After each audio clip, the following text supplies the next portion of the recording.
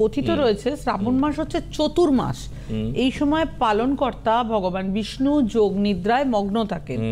সেই কারণে শিব এই সময় সমগ্র জগৎ সংসারের ভার নিজের কাঁধে নেন।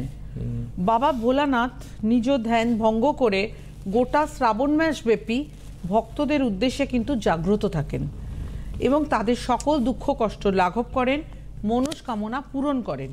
এই জন্য শ্রাবণ মাসে করা গ্রহ প্রতিকার, গ্রহ সংস্কার ও তন্ত্রক্রিয়া অত্যন্ত ফলদায়ী হয়।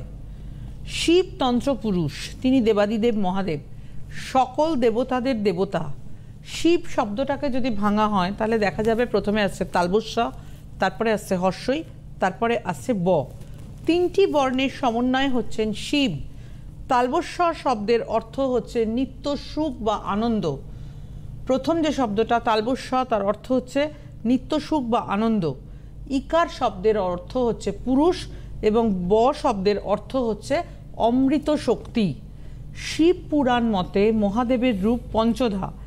এক রূপে তিনি ঊর্ধ্বরোম ও ভয়ঙ্কর, দ্বিতীয় রূপে তিনি সূর্য কিরণের ন্যায় উজ্জ্বল এবং তৃতীয় রূপে তিনি চন্দ্র কিরণের ন্যায় স্নিগ্ধ, চতুর্থ ও পঞ্চম রূপে তিনি কুবের ব্রহ্মা।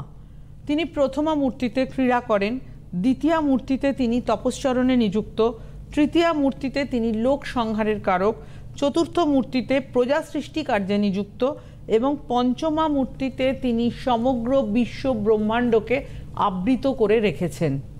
দেখুন, আমাদের হরোস্কোপের, আমাদের জীবনের যা কিছু সমস্যা, যা কিছু গ্রহগত নেগেটিভিটি, এই টোটালটাই কিন্তু আমরা শিবের পায়ে সমর্পণ করে সেই নেগেটিভিটি থেকে বেরিয়ে আসতে পারি। এবং শিব হচ্ছেন এমন একজন দেবতা যার কাছে চাইলে সব কিছু পাওয়া যায়, যে কোনো রকম যা কিছু।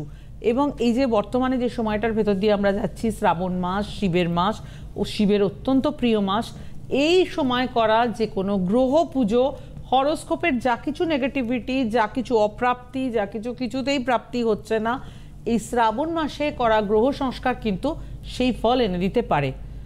অনেক সময় শিব হচ্ছে সর্বৈব, হ্যাঁ সর্বৈব, সর্বৈব এবং ব্যাপ্ত। হ্যাঁ, মানে যারা পৃথিবীর স্রষ্টা বা সৃষ্টি করেছেন তার মধ্যে একজন, তার মধ্যে একজন। এবং এবং এবং রাজশ্রী, আমি এটা শুনেছি, মানে আমারও এটা জানার ইচ্ছা যে শিব পুজো বা মানে শিবের উপাসনা নাকি খুব বেশি কমপ্লিকেটেড নয়, মানে সাধারণ মানুষ নাকি খুব সহজেই করতে পারে, শৈব প্রাপ্তি তার হতে পারে আর কি, এরকম একটা বিষয়। খুব সহজে শিব খুব সহজে কৃপা করেন, শিব খুব সহজে সাড়া দেন, এটা ঘটনা। একদমই।